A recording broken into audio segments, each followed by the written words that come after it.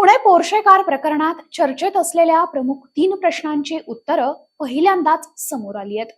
पुण्याच्या पोलीस आयुक्तांनी घेतलेल्या पत्रकार परिषदेत त्या रात्री नेमकं काय झालं, कोण कोणाला पाठीशी घालत होतं, शहरात पोर्शे गाडी भरधाव वेगानं चालवून 2 जणांना उडवलेल्या अल्पवयीन आरोपीची त्या रात्री खरंच खातिरदारी झाली का, खरंच त्या रात्री पिझ्झा बर्गर देण्यात आलं का, त्या अल्पवयीन आरोपीला वाचवण्यासाठी त्या परिसरातला आमदार पोलीस स्टेशनला आला होता का, पुण्यातल्या या हिट अँड रन केसमध्ये खरंच 2 FIR दाखल झालेत का, आणि झाले असतील तर का, आरोपींनी अल्कोहोल कंझ्युम केलंय का हे चेक करण्यासाठी ब्लड टेस्ट करताना 2 वेळा रक्त का घेतलं गेलं, आणि हा अपघात झाला त्यावेळी नेमकं गाडी कोण चालवत होतं, या सगळ्याच प्रश्नांची उत्तरं दिली आहेत पुणे पोलीस आयुक्त अमितेश कुमार यांनी.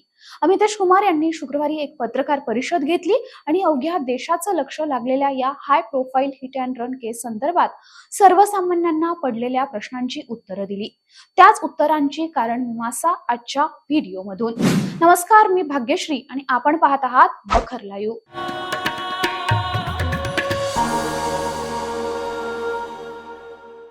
सध्या पुणे शहरात झालेल्या अपघाताची देशभरात चर्चा आहे. कल्याणी नगरमध्ये 17 वर्ष 8 महिने वयाच्या वेदांत अग्रवालने मद्यधुंद अवस्थेत 2 निष्पापांना उडवलं आणि त्यानंतर या प्रकरणात राजकीय दबावापासून पोलिसांच्या तपासापर्यंत अनेक प्रश्न निर्माण झाले आणि त्या सगळ्याच प्रश्नांची उत्तरं पुण्याचे पोलीस आयुक्त अमितेश कुमार यांनी दिली आहे. अमितेश कुमार यांनी शुक्रवारी एक पत्रकार परिषद घेतली आणि त्या पत्रकार परिषदेच्या माध्यमातून निर्माण झालेल्या प्रश्नांची उत्तरं दिली. पहिला प्रश्न, ज्यावेळी आरोपीला अटक झाली त्यावेळी आमदार सुनील टिंगरे हे पोलीस स्टेशन मध्ये आले होते का, ते रेकॉर्डवर आहे. मात्र त्यानंतर जी कारवाई झाली ती संपूर्ण कारवाई कायद्याच्या चौकटीत झाली, कोणाचाही दबाव त्यावेळी नव्हता असं अमितेश कुमार यांनी स्पष्ट केलं.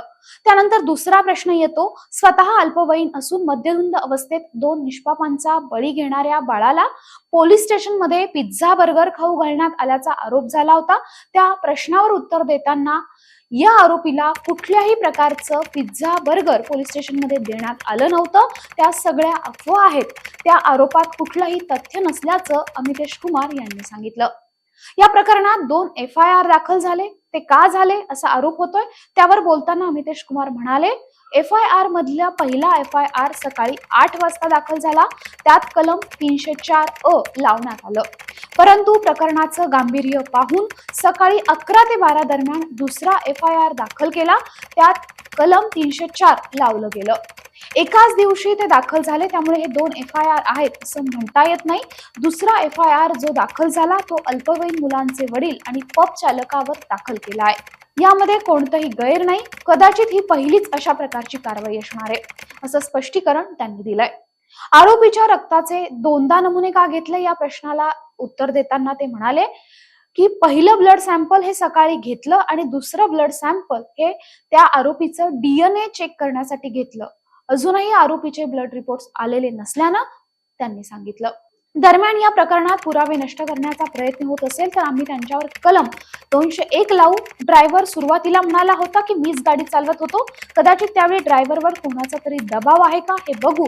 मात्र या अपघातात प्रत्येक घटनेचा बारकाईने अभ्यास सुरू आहे आणि त्यामध्ये मुलगाच गाडी चालवत असल्याचं स्पष्ट आहे असं त्यांनी सांगितलं. हा व्हिडिओ जर आवडला असेल तर लाईक करा, शेअर करा, आमच्या चॅनलला सबस्क्राईब करा.